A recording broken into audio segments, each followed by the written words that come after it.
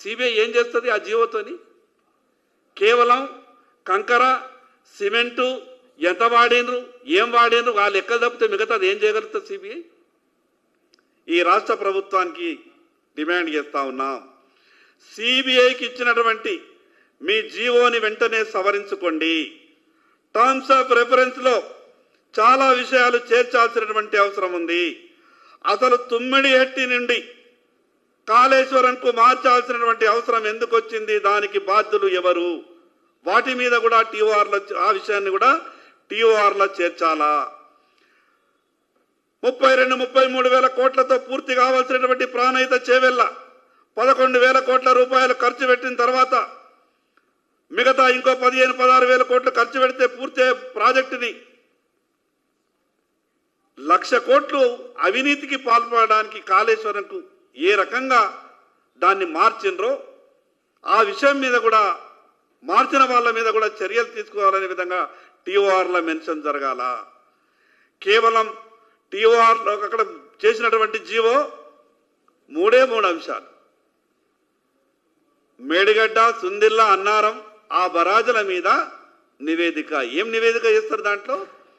ఏ దర్యాప్తు సంస్థనైనా కానీ మీకు ఏ విషయాల మీద ఎంక్వైరీ కావాలనో ఆ విషయాల మీద మాత్రమే ఎంక్వైరీ చేస్తారు. మీరు స్పెసిఫిక్గా కొన్ని విషయాల్ని మాత్రమే ఈ రాష్ట్ర ప్రభుత్వం చెప్పింది అంటే దాని అర్థం మిగతా విషయాల జోలికి వెళ్ళద్దు. టెండర్లు లేకుండా కాంట్రాక్టర్లు ఇచ్చిన విషయానికి వెళ్ళద్దు. పంప్ హౌస్లో జరిగినటువంటి అవినీతికి సంబంధించిన విషయాల జోలికి వెళ్ళద్దు.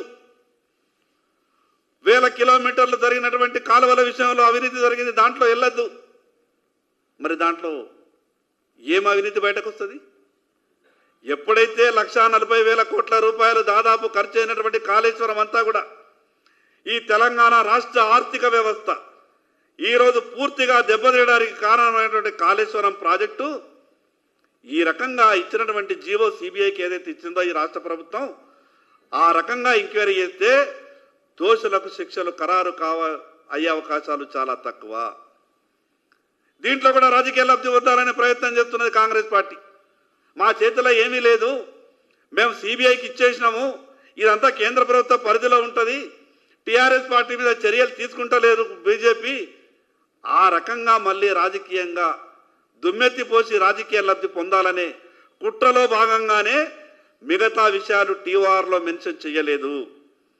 మేము అందుకే ఈ విషయాలన్నిటి మీద కాళేశ్వరంలో జరిగినటువంటి ప్రతి అడుగడుగున అన్ని అవినీతి అంశాల మీద సిబిఐ విచారణ సీరియస్గా అన్ని కోణాల్లో జరపాలంటే రాష్ట్ర ప్రభుత్వం ఇచ్చినటువంటి జీవో సవరణ జరగాల.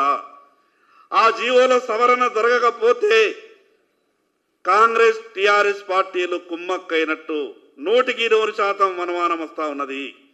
మేము మొదటి నుంచి కూడా చెప్పినాం, ఈ కాంగ్రెస్ పార్టీ జరిగినటువంటి అవినీతిని ఎట్టి పరిస్థితులలో బయటకు తీసుకురాలేదు.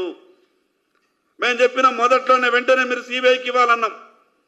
ఆధారాలన్నీ ధ్వంసమయ్యే వరకు, మిగతా విషయాలన్నీ కూడా దోషులకు చేరవేసే వరకు ఇంత కాలయాపన చేసి పరిమితమైనటువంటి అంశాల మీద మాత్రమే మీరు ఎంక్వైరీ చేయండి అనే విధంగా సిబిఐకి ఇచ్చినటువంటి విధానాన్ని భారతీయ జనతా పార్టీ పూర్తిగా ఖండిస్తున్నది.